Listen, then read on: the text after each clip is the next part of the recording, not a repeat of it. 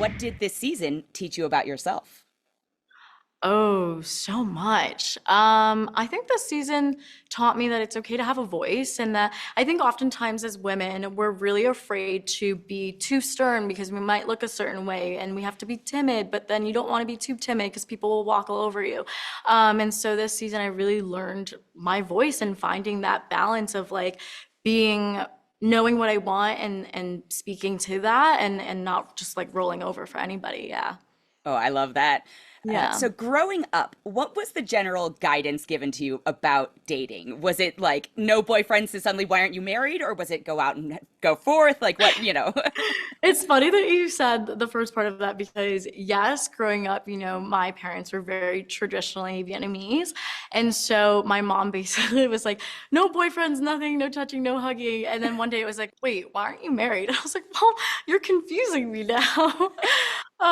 So yeah, they're definitely really strict about dating and being in love in general, just because my mom has had a tough time too, being that she's divorced. So she's a lot more cautious with love.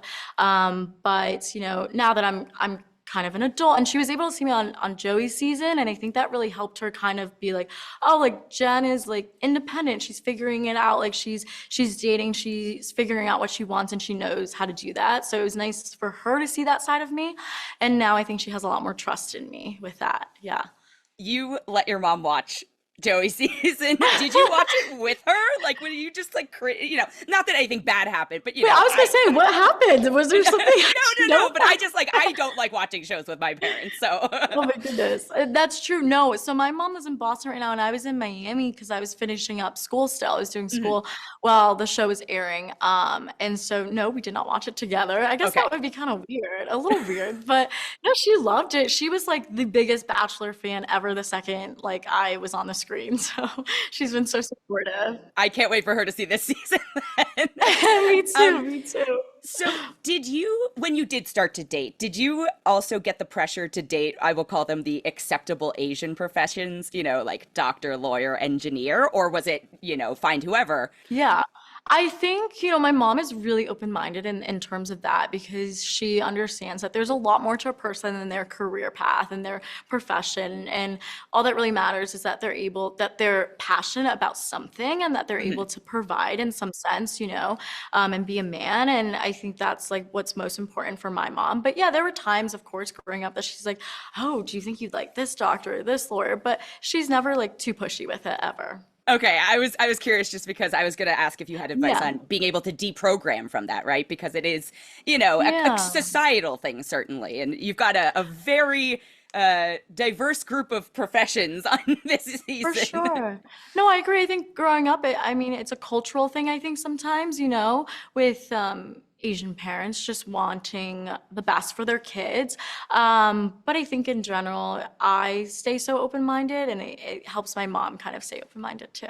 Okay, Yeah. I'm gonna make my mom watch this interview and be like, "Look, mom."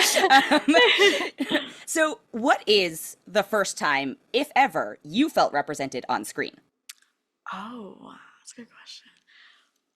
I'm honestly not until Crazy Rich Asians did I Mm, really see myself or see my story like on screen because in that movie, she speaks Chinese, I believe.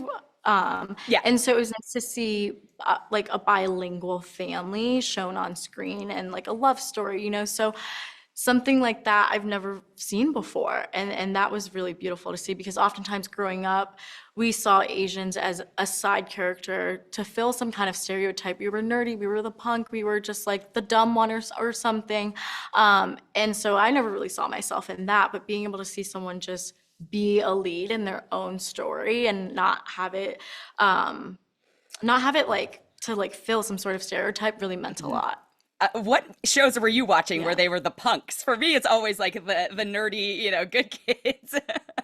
I don't know. There's always some kind of crazy. I don't know. Okay, that's fair. What are your non-negotiable icks? Non-negotiable X. For me, well, like off the bat, like chewing with your mouth open is like the Yeah. grossest thing in the Okay. world. I'm like, what are you doing? But also just someone who is really insecure is not it for me. I've done that before, and I need someone who's very secure in themselves and can be happy for like my successes as well, because I've dealt with that where like my like partner wasn't happy for me. So that was a struggle. And some other non-negotiable icks, someone who like isn't listening to me. I don't know why I've dealt with this so much, but like I feel like sometimes when I'm talking to someone, they just respond and they go on to talk about themselves. So someone who's selfish is just, ugh, no, not for me. That is my time. Thank you so much. It was so nice to Okay. meet you. I'm so excited for the season.